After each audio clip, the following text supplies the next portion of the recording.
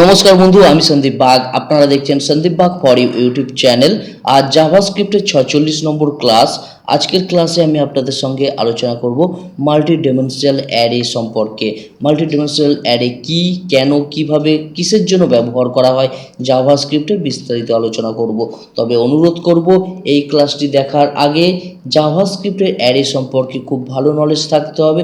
যদি নলেজ না থাকে sandipbagforyou.com ওয়েবসাইটে এসে এই অ্যারে ইন জাভাস্ক্রিপ্ট এই ক্লাসটি বা এই নোটসগুলোকে ফলো করুন। অ্যারে কি বা আপনারা ইউটিউব চ্যানেলে সন্দীপ বাগ লিখে সার্চ করবেন, আপনাদের সামনে এই চ্যানেল আসবে। এর ভিতরে প্রবেশ করবেন, চ্যানেলের ভিতরে প্রবেশ করে আপনারা ভিডিওটি দেখে নেবেন। আশা করছি আপনারা দেখে নিয়েছেন। চলুন আমরা মাল্টিডিমেনশনাল অ্যারে সম্পর্কে জেনে নিই। মাল্টিডিমেনশনাল অ্যারে কি? একটি অ্যারের ভিতরে একাধিক অ্যারেকে ব্যবহার করাকে আমরা মাল্টি ডিমেনশনাল অ্যারে বলে থাকি। কখন ব্যবহার করা হয়? ডাটাকে টেবিলের আকারে দেখানোর জন্য এই মাল্টি ডিমেনশনাল অ্যারে ব্যবহার করে থাকি। যেমনটা নিচে দেখুন, এই যে টেবিলটি বানানো হয়েছে এটি সম্পূর্ণ জাভাস্ক্রিপ্ট দিয়ে বানানো হয়েছে এবং জাভাস্ক্রিপ্টের ভেতর HTML ট্যাগ ব্যবহার করা হয়েছে। এই রকম টেবিল আপনারা বিভিন্ন ওয়েবসাইটে দেখে থাকেন। সেই টেবিল কিভাবে বানাবেন বা ডাটাকে কিভাবে টেবিলের আকারে দেখানো হবে এবং একটি ডাটার সঙ্গে আরেকটি ডাটা অর্থাৎ রোগুলো একটি রেকর্ড। যেমন নাম দেখুন সন্দীপ, এটা হচ্ছে রোল নাম্বার, এটা BA ক্লাস, এটা তার জেন্ডার। একটি ভ্যালুর সঙ্গে আরেকটি ভ্যালুর দেখুন সম্পর্ক রয়েছে। সেকেন্ড অ্যারেটি দেখুন, পুনিত 8 রোল, BA মেল, তাহলে একটা অপরের সঙ্গে সম্পর্ক আছে। এই রকম ডাটা দেখানোর জন্য আমরা মাল্টিডিমেনশনাল অ্যারে ব্যবহার করে থাকি। যেমন দেখতে পাচ্ছেন ভ্যাড নামের একটি কিওয়ার্ড নেওয়া হয়েছে, ভ্যারিয়েবলের নাম দেওয়া হয়েছে ইকুয়াল টু, এবং অ্যারে ব্যবহার করার জন্য আমরা থার্ড ব্র্যাকেট শুরু করেছি, এখানে থার্ড ব্র্যাকেট শেষ করেছি। এই অ্যারের ভিতরে আমরা 3টি অ্যারে ব্যবহার করেছি। দেখুন, আশা করছি বুঝতে পেরেছেন। এবং এই যে ভিতরে যে অ্যারে ব্যবহার করছি তার শেষে আমরা কিন্তু কমা দিয়েছি এবং শেষেরটাই কমা দিইনি।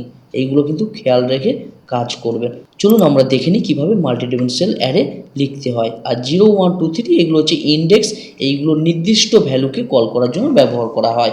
আমরা আমাদের নোটপ্যাড প্লাস প্লাস ওপেন করে নিলাম। দেখুন এখানে স্কিপ ট্যাগের ভিতরে আমরা অ্যারের প্রজেক্ট এটি শিখেছিলাম 45 নম্বর ক্লাসে। চলুন এটিকে ডিলিট করে দিলাম। আমরা এখানেই লিখব। প্রথমত ভ্যাড নামের একটি কিওয়ার্ড নিলাম, তারপর ভ্যারিয়েবলে একটি নাম দেব। আমি নাম দিলাম SNDP, সন্দীপ নাম দিলাম, আপনারা আপনাদের মতো নাম দেবেন। ইকুয়াল টু থার্ড ব্র্যাকেট দিলাম, থার্ড ব্র্যাকেট শেষ করলাম। এই থার্ড ব্র্যাকেট শুরু আর শেষের ভিতরে আমরা অ্যারে নেব। দেখুন এটি একটি অ্যারে, এটি একটি অ্যারে নিয়েছি, এর ভিতরে আমরা অ্যারে ব্যবহার করব।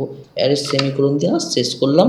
এর ভিতরে এটাকে ভালোভাবে বোঝার জন্য এখানে দিয়ে দিলাম স্পেস দিয়ে। তারপর আমরা এর ভিতরে অ্যারে নেব আরেকটি। চলুন পুনরায় আমরা থার্ড ব্র্যাকেট শুরু শেষ করলাম। শুরু শেষ করার পর এখানে ডবল কোট স্ট্রিং লিখব SNDP, তারপর কমা দিলাম। এরপর আমরা ভ্যালু লিখব নাম্বার 06, তাই কোনো ডবল কোট দিলাম না, কমা দিলাম। স্ট্রিং লেখার ক্ষেত্রে আমরা সর্বদা ডবল কোট বা সিঙ্গেল কোট ব্যবহার করে থাকি।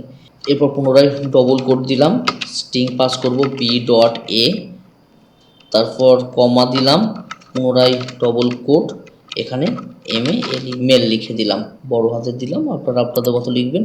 এরপর একটি কমা, কারণ এখানে আমাদের এই অ্যারেটি শেষ হয়েছে, আবার আরেকটি অ্যারে যুক্ত হবে, তাই কমা দিলাম এখানে।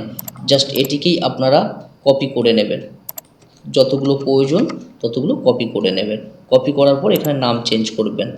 দেখুন আমি এখানে সমস্ত ডাটা ফিল করে দিয়েছি, প্রয়োজন মতো আপনারাও ফিল করে নেবেন। এখানে যে কমা আছে এই কমাটা দেবেন না, কারণ এটি শেষ অ্যারে। দেখুন আমরা শেষ অ্যারের ভ্যালুর কাছেও কোনো কমা দিইনি।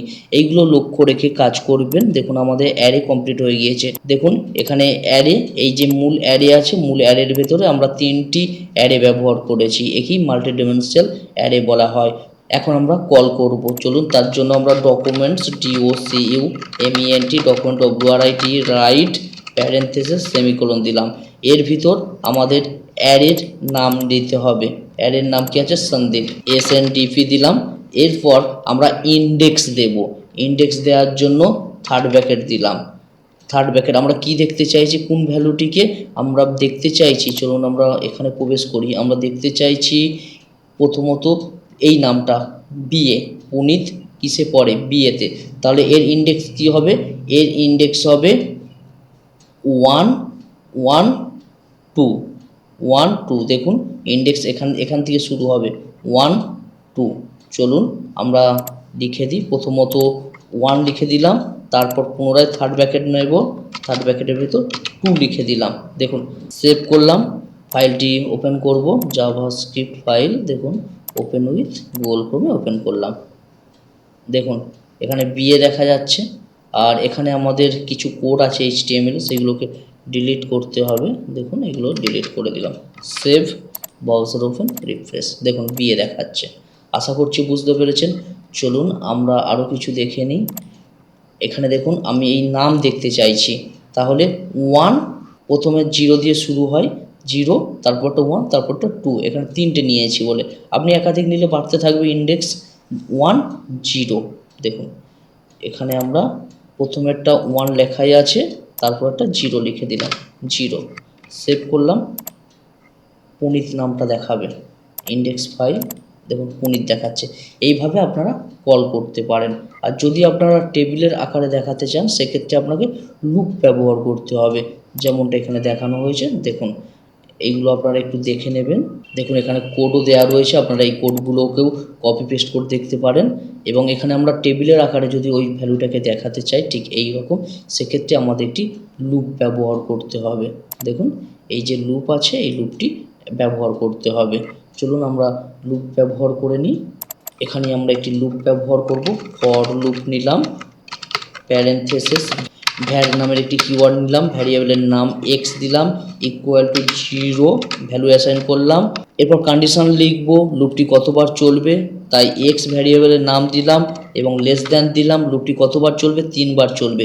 যেহেতু এখানে 0 থেকে শুরু হয়েছে, 0 1 2, তাহলে এখানে আমরা সমান চিহ্ন দ্বারা 2 লিখতে পারি বা 3 লিখতে পারি।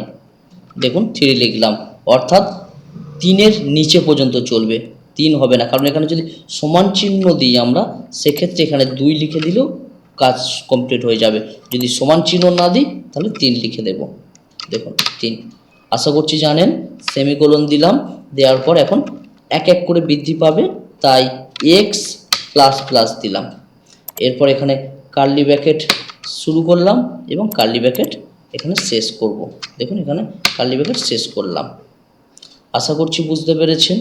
এবং এখানে আমরা জাস্ট এইগুলোকে কেটে দেব, দিয়ে এখানে ইন্ডেক্স কি দেব, এক্স দেব, কারণ এক্সই বৃদ্ধি পাবে এবং এক্সটি বারবার লুপের আকারে দেখাতে থাকবে, তাই এখানে এক্স ভ্যারিয়েবলের নাম দিলাম।